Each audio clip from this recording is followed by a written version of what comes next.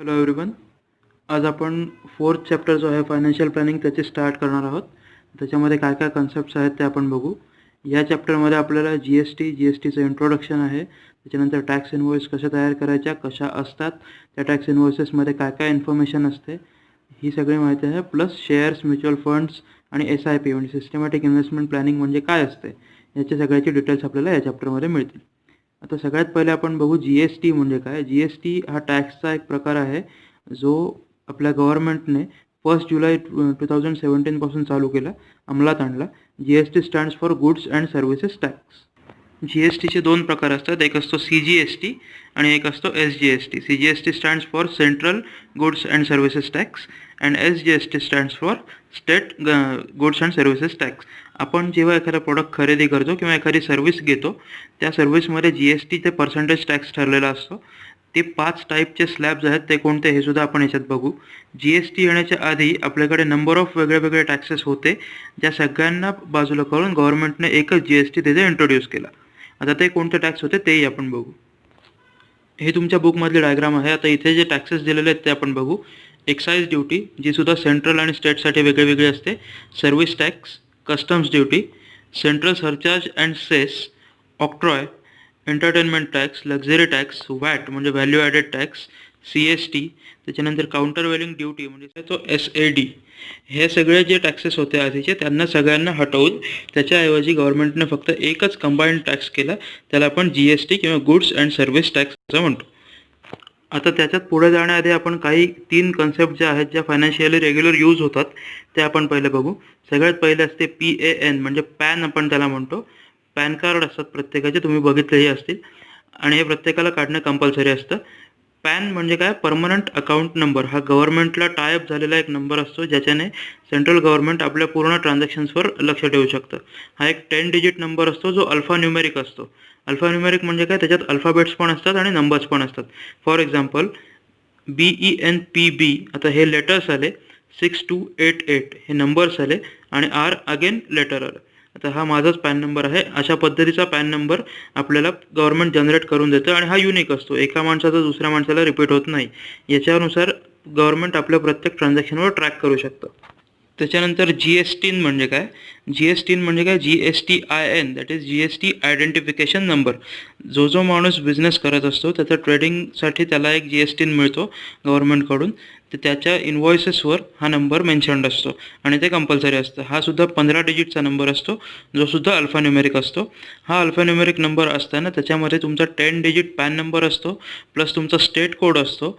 त्यानंतर किती कनेक्शन्स आहेत तुमचे, किती रजिस्ट्रेशन्स त्याच्यावर केलेले आहेत, त्याचा एक डिजिट असतो आणि व्हॅलिडिटी मेन्शन असते. अशा प्रकारे 15 डिजिट तिथे असतात किंवा 15 अल्फान्यूमरल्स तिथे असतात.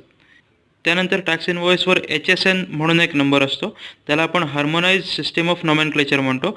HSN म्हणजे काय, तर कोणत्याही कंपनीमध्ये किंवा शॉपमध्ये जे काही प्रोडक्ट्स तिथे असतील, त्यांना एक युनिक कोडिंग दिलेलं असतं, ज्याने त्या प्रोडक्टची एंट्री सिस्टीममध्ये केलेली असते. त्या नंबरला आपण HSN असं म्हणतो. आता आपण याचे टॅक्स इनवॉइसमध्ये याच्या प्लेसेस काय आहेत तेही बघू आणि टॅक्स इनवॉइसमध्ये अजून काय काय मेन्शन केलेलं आहे तेही बघू. आता इथे एक सॅम्पल टॅक्स इनवॉइस आपल्याला दिली आहे बुकमध्ये. इथे काय काय आपण बघू. सगळ्यात पहिले सप्लायर, जो कोणी तो ट्रेडर आहे, त्याचे इथे टायटल प्लस त्याचा ॲड्रेस येईल. त्याच्यानंतर इथे राईट अपरमोस्ट कॉर्नरला GST दिलेला असतो, GST आयडेंटिफिकेशन नंबर.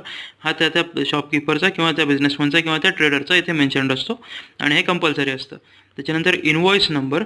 आता इथे GST/110 दिलेला आहे, म्हणजे GST इनवॉइस आहे ही आणि 110 नंबरची इनवॉइस आहे.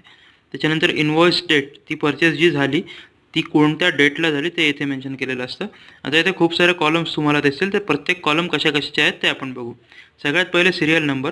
त्याच्यानंतर HSN कोड प्रत्येक प्रोडक्टला युनिकली आयडेंटिफाय करण्यासाठी दिलेला असतो. त्यानंतर नेम ऑफ द प्रोडक्ट, या कोडला असाइन केलेलं कोणतं प्रोडक्ट आहे त्याचं नाव इथे येतं. त्यानंतर रेट, त्या प्रोडक्टचा रेट काय आहे त्याचं डिस्क्रिप्शन त्याच्यासमोर दिलं जातं. त्याच्यानंतर क्वांटिटी, किती क्वांटिटीमध्ये तो आयटम परचेस केला गेला ते इथे दिलं जातं. त्यानंतर टॅक्सेबल अमाऊंट. आता टॅक्सेबल अमाऊंट म्हणजे क्वांटिटी इंटू रेट असं करून टॅक्सेबल अमाऊंट येते. फॉर एक्झाम्पल इथे 400 पर kg हा जर रेट आहे पेढ्याचा, तर इथे क्वांटिटी आहे 500 ग्रॅम्स म्हणजे हाफ kg, म्हणून इथे 400 पर kg आहे, तर हाफ kgसाठी 200 आला इथे. या पद्धतीने टॅक्सेबल अमाऊंट कॅल्क्युलेट केली जाते. त्यानंतर CGST, रेट आणि टॅक्स.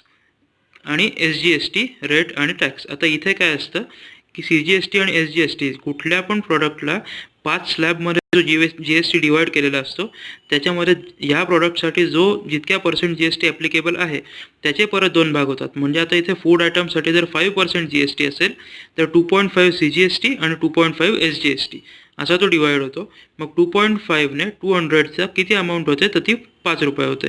म्हणून इथे 5 इथे आला टॅक्सच्या कॉलममध्ये. सिमिलरली SGSTमध्ये सुद्धा 5 आला कारण हा नेहमी हाफ असतो. आणि लास्ट आहे टोटल, म्हणजे हे दोन्ही CGST प्लस SGST म्हणजे टोटल टॅक्स आणि टॅक्सेबल अमाऊंट. हे टोटल अमाऊंट त्या कस्टमरला किती द्यावी लागेल त्याची टोटल इथे असते.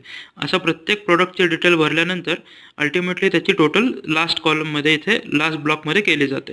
अशा प्रकारे एक इनव्हॉइस प्रत्येक बिझनेसमनचं किंवा ट्रेडरचं असतं आणि ते कंपल्सरी करावं लागतं. आता नक्की कोणतं प्रोडक्ट कोणत्या स्लॅबच्या अंडर येतं हे कसं आयडेंटिफाय करायचं त्याच्यासाठी आपल्याला एक ढोबळमानाने इथे बेसिक चार्ट बुकमध्ये दिलेला आहे. ॲक्च्युली या कन्सेप्ट्स खूप वास्ट आहेत, याच्यापेक्षा खूप जास्त डिटेल्स आहेत त्याच्यामध्ये, पण आपल्याला फक्त बेसिक्स लर्न करायचे आहेत यावर्षी. म्हणून आपण इथे फक्त जे 5 स्लॅब दिलेले आहेत ते एकदा ओव्हरव्ह्यू करून घेऊ. सगळ्यात पहिले आहे झिरो रेटेड, म्हणजे ज्यांना कोणताच GST लागत नाही असं काय काय आहे. आता गुड्स आणि सर्व्हिसेस. गुड्स म्हणजे आपण जेव्हा काही पैसे देऊन एखादी वस्तू विकत घेतो त्यांना आपण गुड्स म्हणतो. आणि सर्व्हिसेस म्हणजे आपण पैसे देऊन जेव्हा काही सर्व्हिस विकत घेतो, for example movies and all, त्याला आपण सर्व्हिसेस म्हणतो. आता 0%च्या अंडर काय काय येतं. Essential commodities like food grains, fruits, vegetables, milk, salt, other pots etcetera. म्हणजे अत्यंत गरजेच्या ज्या वस्तू आहेत आपल्या, फॉर एक्झाम्पल धान्य, फूड ग्रेन्स, फ्रूट्स, फळं, व्हेजिटेबल्स, भाज्या, दूध, मीठ, मातीचे भांडे एट्सेट्रा, जे अतिशय गरजेचे असतात त्यांना GST लागत नाही. सर्व्हिसेसमध्ये काय येतं जे 0%मध्ये येतात ते बघू आपण. Charitable trust activities, transport of water, use of roads and bridges, public library, agriculture related services, education and health care services etcetera. Charitable trust activities ज्या कोणत्याही नॉन प्रॉफिटेबल ऑर्गनायझेशनद्वारा चालवल्या जातात फक्त लोकांना सेवा देण्यासाठी. त्याच्यानंतर transport of water, use of roads and bridges याच्यावर कोणत्याही प्रकारचा GST नसतो. पब्लिक लायब्ररी जी गव्हर्नमेंटकडून लोकांसाठी असते. ॲग्रिकल्चर रिलेटेड सर्व्हिसेस शेतीविषयक ज्या ज्या काही सर्व्हिसेस प्रोव्हाइड होतात गव्हर्नमेंटकडून, किंवा एज्युकेशन आणि हेल्थ केअर सर्व्हिसेस यांना GST ॲप्लिकेबल नसतो. सेकंड स्लॅब आहे लो रेटेड, म्हणजे याला 5% GST असतो. आता एक लक्षात घ्यायचं, इथे 5% म्हणजे CGST 2.5 झाला आणि SGST 2.5 झाला. तर याच्यामध्ये काय काय येतं ते बघू आपण. गुड्समध्ये commonly used items, LPG cylinder, tea, coffee, oil, honey, frozen vegetables, spices, sweets etcetera. घरातले आपले सिलेंडर, LPG सिलेंडर, चहा, कॉफी, तेल, मध, फ्रोझन व्हेजिटेबल्स जे आपल्याला पॅक मिळतात, स्पायसेस, मसाले आणि स्वीट्स यांना 5% असतो. सर्व्हिसेसमध्ये काय येतं. रेल्वे ट्रान्सपोर्ट सर्व्हिसेस, बस ट्रान्सपोर्ट सर्व्हिसेस, टॅक्सी सर्व्हिसेस आणि एअर ट्रान्सपोर्ट सर्व्हिसेस. फक्त इकॉनॉमी क्लासचा, लक्झरी क्लासचा याच्यात येत नाही. इकॉनॉमी क्लासचा फ्लाईटचं तिकीट आपण समजू. आणि hotels providing food and beverages जे साधे हॉटेल्स असतात त्यांच्यासाठी 5% GST ॲप्लिकेबल असतो. तिसरा आहे स्टँडर्ड रेटेड फर्स्ट स्लॅबमध्ये, त्याला 12% GST असतो, म्हणजे 6 CGST 6 SGST. त्याच्यात गुड्स काय काय येतात ते बघू आपण. Consumer goods such as butter, ghee, dry fruits, jam, jelly, sauces, pickles, mobile phones etcetera.